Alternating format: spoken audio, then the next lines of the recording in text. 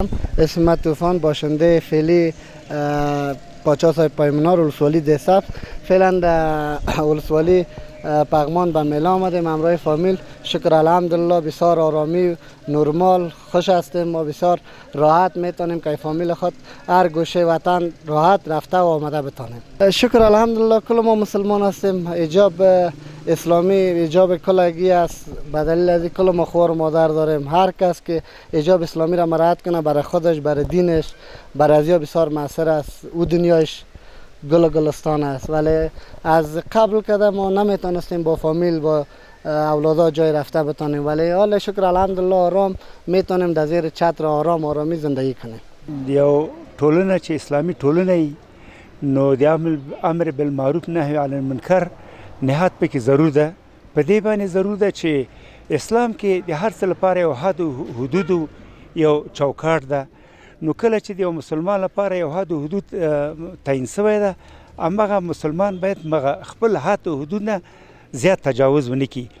یعنی کېدای شي ډېر خلک به نه پوهېږي د امر بالمعروف دنده یا وظیفه دا ده چې خلک ښې لارو ته راوبولي او له ناروا کارونو چې دوی پرې نه پوهېږي منع کړي.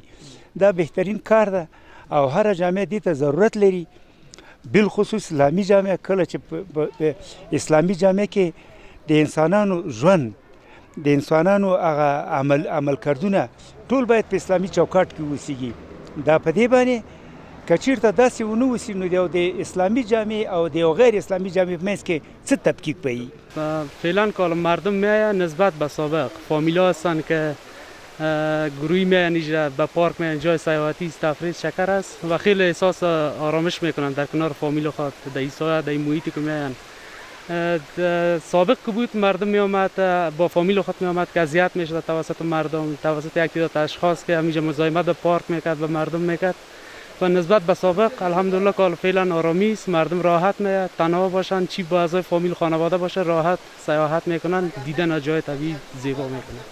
ما از امر بالمعروف خیلی خوش هستیم که نظم در رستوران ها آورده، در بین مردم آورده، در پارک ها آورده، جایی که ازدحام میشد مثلا موانعات جای به جای میشد که راه را بند میکرد، اذیت به جای نشیمن که مردم میشد با فامیل خود. و امر بالمعروف خیلی نظم آورده و سایر محیط بر مردم خیلی آرام بخش زیبا ساخته. نو دا یو ضروری شعبه ده او دې دپاره باید صحیح علما او په دین باندې پوه کسان انتخاب شي او د امر بالمعروف او نهی عن المنکر دپاره حکمت چې دی دا ډېر ضرور دی چې حکیم خلک دې دپاره دغه شي او په حکمت سره دعوت وچلوي او څوک د اسلام نه زړه تورې نه کړي او اسلام هغه صحیح رخ چې دی هغه خلکو ته معرفي کړي. نو دغه زما تاثراتو او دا ما ته یو حیاتي شی ښکاري امر بالمعروف په یو جامعه کې دا ډېر ضروري دی.